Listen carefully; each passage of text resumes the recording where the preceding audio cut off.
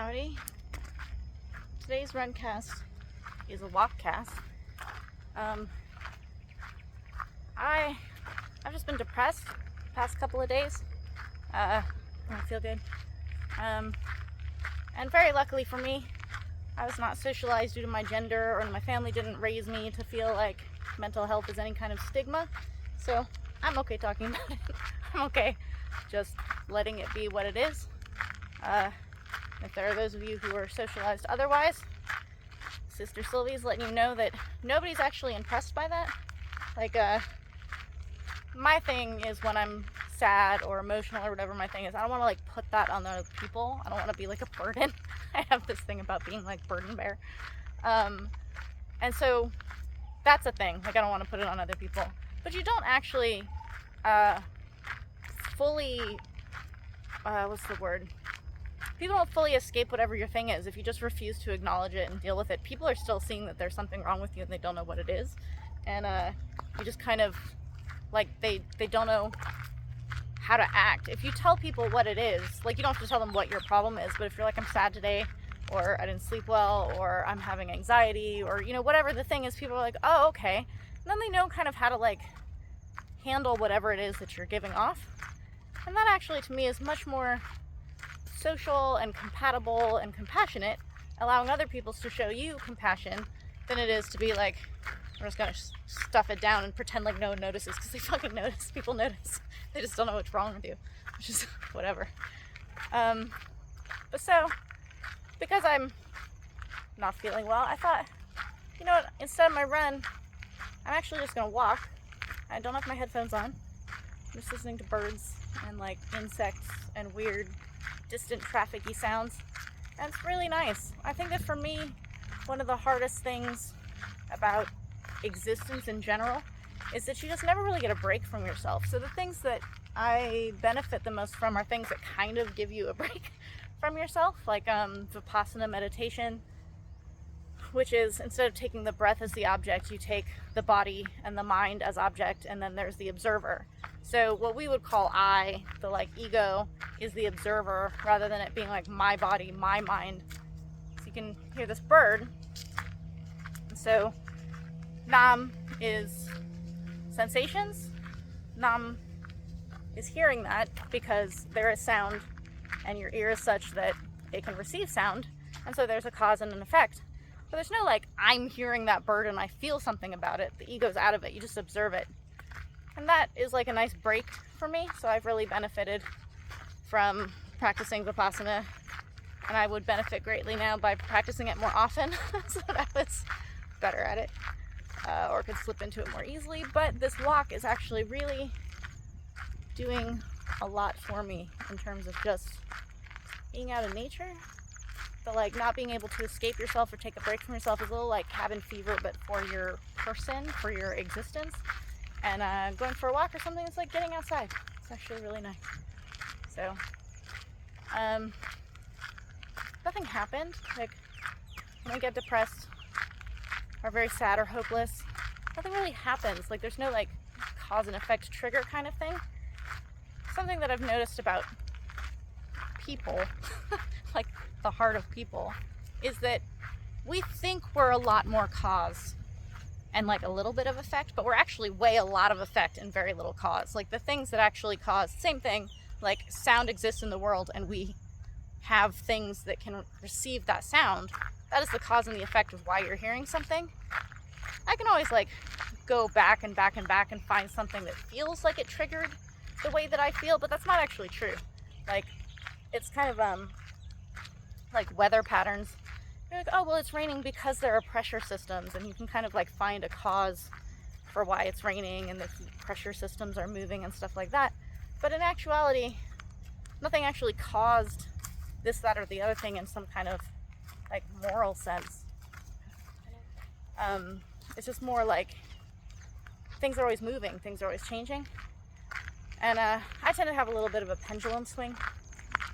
So like if I go up, like if I have kind of like a manic, exciting thing, like a positive thing that happens to like a fight, or training with legends, or cornering for my friend Jenna at Lumpany just now, like these are positive, like high energy things that make me very excited, and I'm very like inspired and like lots of energy, lots of happy. And then the pendulum swings, and afterwards it's like a come down. And it used to be really hard, like after fights or after filming for the library, because we'd get in the car and we'd drive for hours, like 8-9 hours, because I was fighting in Chiang Mai, so that's like 9 hours away.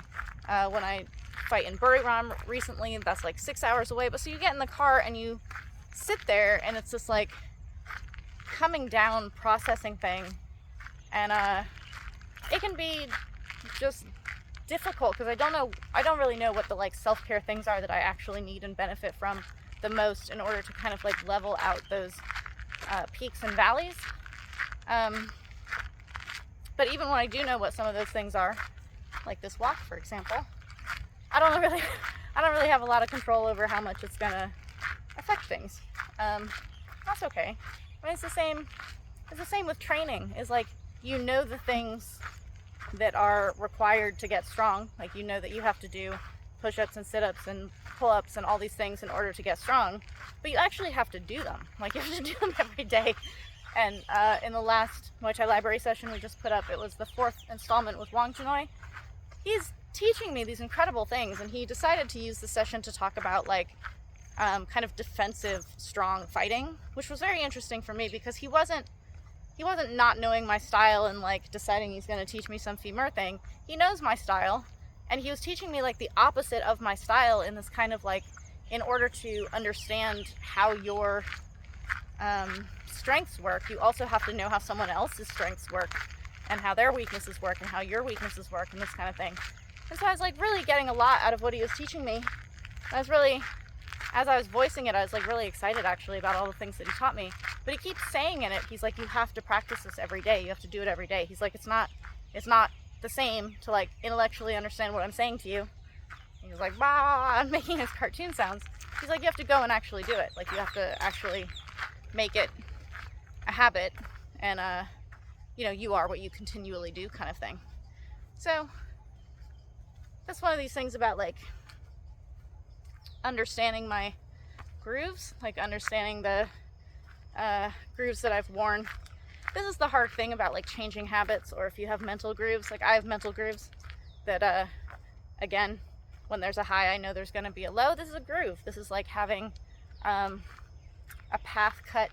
I'm on a path. This is like having a path cut in the woods, is that you've like walked it many times. So if you have paths, you have to wait for things to grow over it in order to not have that path anymore.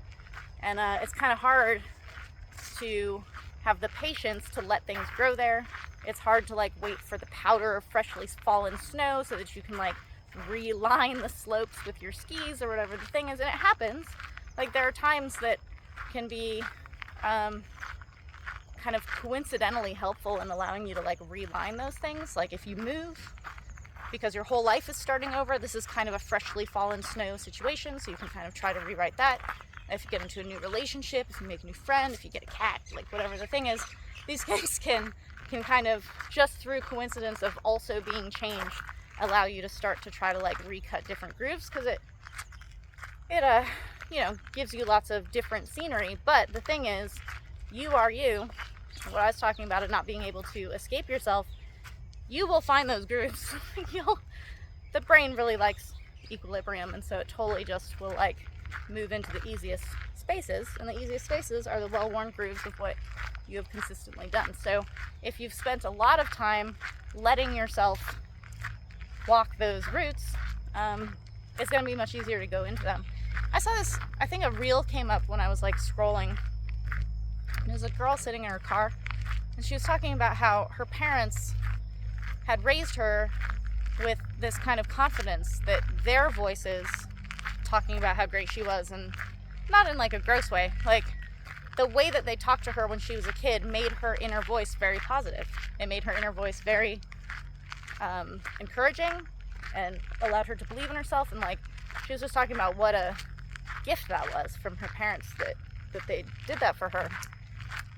And that's wonderful, because that means that's what the grooves are in her brain that she can follow, and the water will easily fall into that groove. That doesn't mean water will only fall into that groove. It's like, it's like being right-handed or something. Like I'm right-handed. So when I reach for something, it's very easy for me to reach for something with my right hand. I can train myself to reach for it with my left hand. It just takes a secondary thought in order to be like, oh no, I'm trying to rewrite that, I'm gonna go to the left one. So it's not like if you ever have bad thoughts again, if you ever get sad again, it means you failed, like you didn't like rewire your brain to like never be sad again. That's not how that works. It might just take a little bit of a like, oh right, left hand, like grab that with your left hand. Like, oh, I'm not gonna go down that group kind of thing. So for example, for many years, Kevin told me to take the afternoon off. And I was like, I'm just gonna lay in bed. Like, I'm just gonna hate myself and feel horrible if I lay in bed. And I was like, no, I wanna go to training just so that I, you know, I'm gonna hate myself anyway, but at least I can like feel like I did something. And this is the thing, is that by not just going into the groove of what I normally would do, which is just like totally grind it out, and grinding is good in a lot of cases, grinding is amazing, and grinding has helped me incredibly in the path that I've worn for myself and made for myself and the things that I've accomplished. Grinding is really, really important. But it required that secondary thought that was like, oh, I think actually I'm gonna walk and enjoy nature without my headphones and just kind of like reconnect with my Colorado Boulder nature girl thing that makes me happy, that I know soothes me. I'm not gonna go home and be like, now I'm like thrilled and excited and bouncing off the walls, but I already feel much better. Like I don't have the hopeless tone ringing in my ear. Like it just turns the radio down, like background radio down, which is nice. So yeah, I encourage everyone out there who's struggling.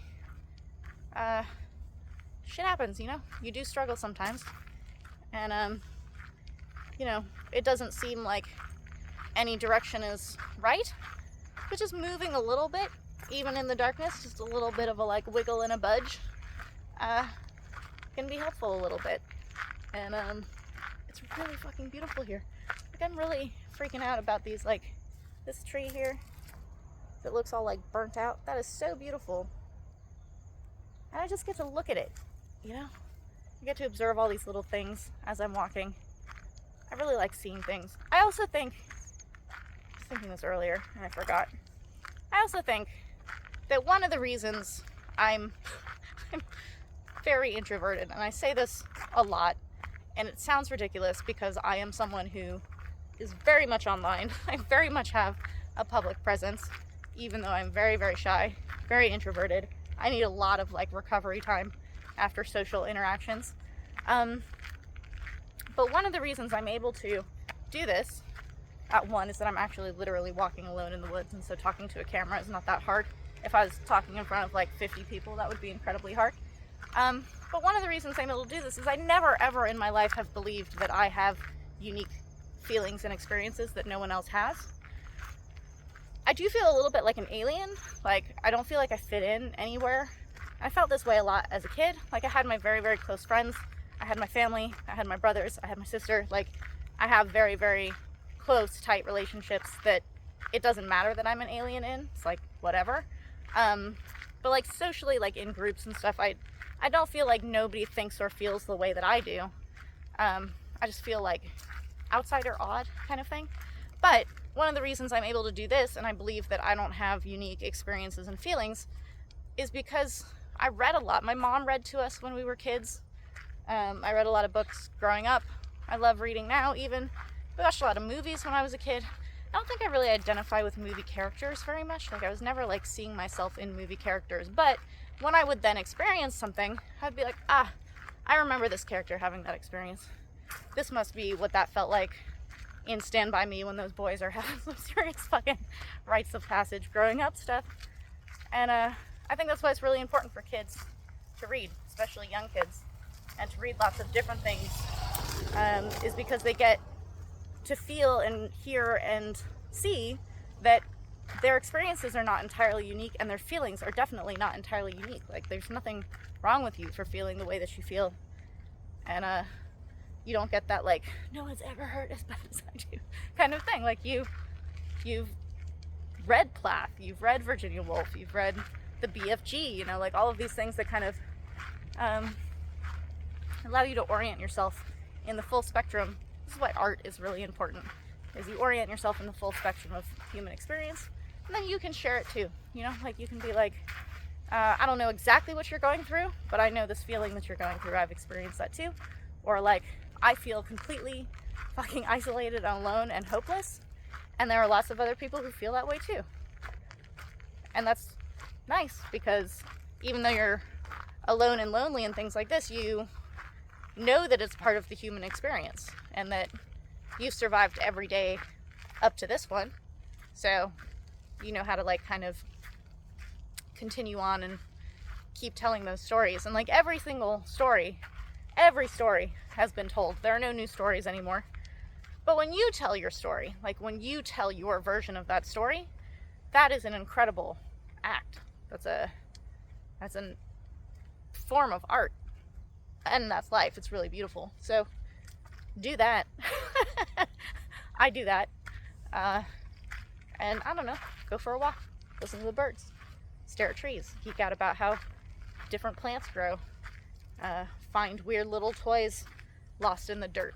All of these things are awesome, awesome, awesome things.